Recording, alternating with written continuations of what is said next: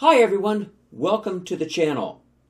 You know, we take the Highway 101 between San Diego and San Francisco a lot. And in June, we were returning south from a trip to the Bay Area. And it was time for lunch. But we were only a few miles out from Paso Robles, so we decided to continue on. And boy, what a surprise! And Uncle Jimmy too. My wife and I are self-proclaimed foodies, no question about it. We love fine dining, tablecloths, and great service, although sometimes we'll do more down-home dining too. It's all about the great food. So we're bringing you reviews of great restaurants in San Diego County and beyond. I was unfamiliar with the eateries in Paso Robles. And remember our motto, never another bad meal, ever. So obviously then, I had my work cut out for me. Now, I do want to remind you that the restaurant that we eventually picked, we will be rating on a number of different factors at the end of this video, along with the legal tip of the month. So you'll want to stick around for that. Just so you know, this is another episode in our continuing series on great restaurants on Highway 101. So if you want to find more really terrific restaurants on that highway, take a look in our video collection under that subject. So as I said, I was unfamiliar with the Paso Robles restaurants. Well, what do you do when you're unfamiliar with a town? You dial up Google Maps on your mobile, hit the Restaurants tab, and that's what I did. And I found a really, really good restaurant. So we followed the directions, parked the car, and walked half a block. And I'm going to tell you about that really good restaurant. By the way, if you want to hear more about really, really good restaurants, subscribe to the channel, hit the subscribe button, hit the thumbs up button. None of it costs you anything. Subscriptions don't cost you anything. You don't get spam email, nothing like that. All it does is allow you to go into YouTube and find our videos easily, and the thumbs up button simply tells YouTube to serve the video up to more people so that they can enjoy the video. We really, really would appreciate it. Thank you. So we're right in the middle of downtown and free parking too. I mean, what else could you ask for, right? Everything is going on the right course. We get to the restaurant and, uh-oh, it's closed. That's not good. But right next door, there looked to be something good. Sabor y Sazon. Now that translates to taste and seasoning. I pulled up my phone, looked it up, and it had a 5 out of 5 on a Google rating and enough reviews to make it interesting, so in we went. If you've ever been to Paso Robles before, comment down below on your favorite restaurant. I suspect there are bunches of them. But come on down, join us for this meal. I know you're going to like it. So we take our seats inside, and according to my wife, drinks have to come first.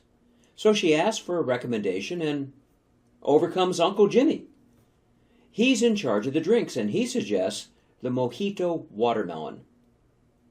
Now, my wife was a little bit skeptical, but Uncle Jimmy said if she didn't like it, he'd drink it himself and get her something else. You can't really turn down a deal like that. I didn't actually see this drink on the menu, and there was a simple reason for that. It's an off-menu special. And as we started talking, we started getting some very interesting information. We met the entire staff. Jorge Jr., now he's one of the owners. He runs the business end. Jimmy is his second cousin, but he calls him Uncle. Turns out, so did we. Jimmy came from Miami to help open the restaurant 3 weeks earlier, so that would be June of 2024. The father, Jorge Sr., well, he was back in the kitchen doing the cooking. All of them are from Honduras, and to use their words, they're bringing their family food traditions to the restaurant. Okay, so back to the Mojito Watermelon. What about it?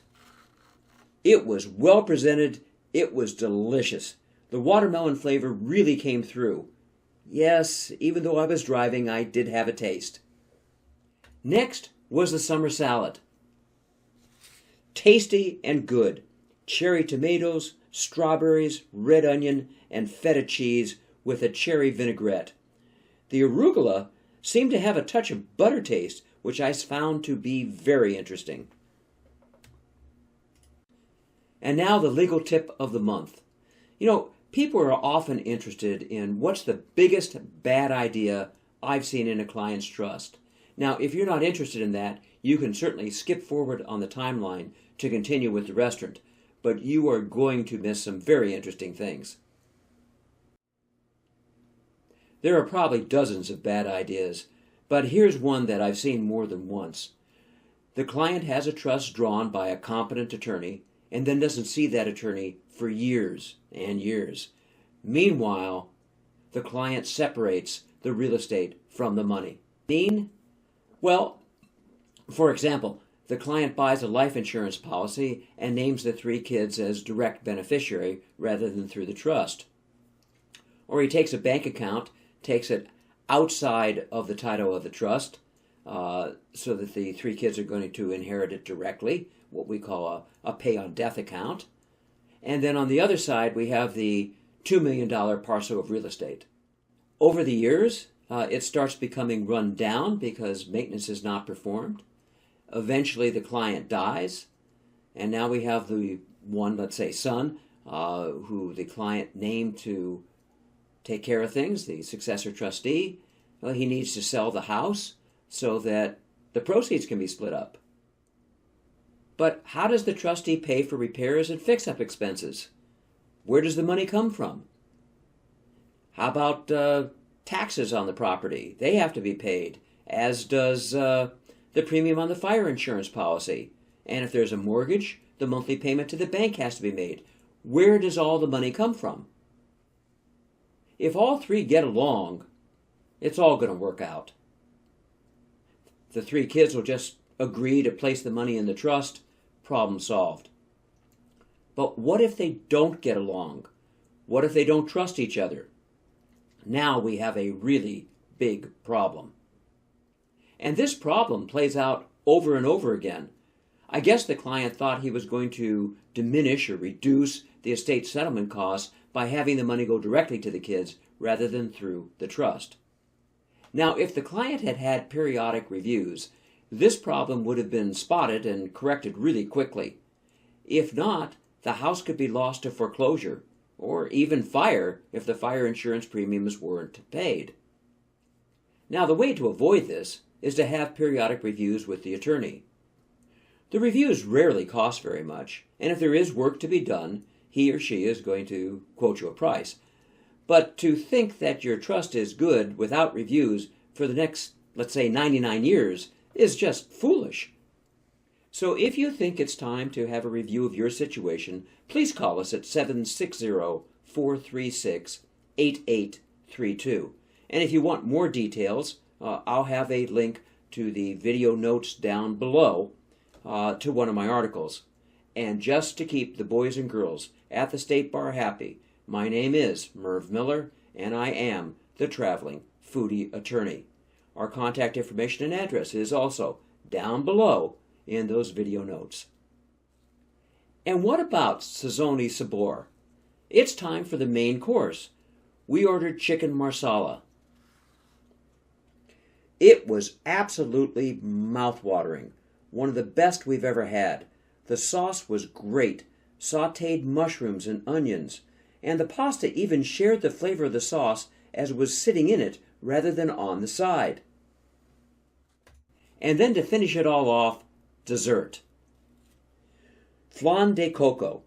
We hadn't really been planning on dessert, but after we got to know everyone, they threw it in for free. I guess they liked us. Now, I really don't think it was because I told them we do YouTube video reviews and planned on doing one on them. And I promise you, this review was not influenced by the free dessert. But by the fact that they were so friendly? Maybe. The texture was not that creamy, thin type, but a rather thicker texture. Vanilla flavor was subtle and not overly sweet.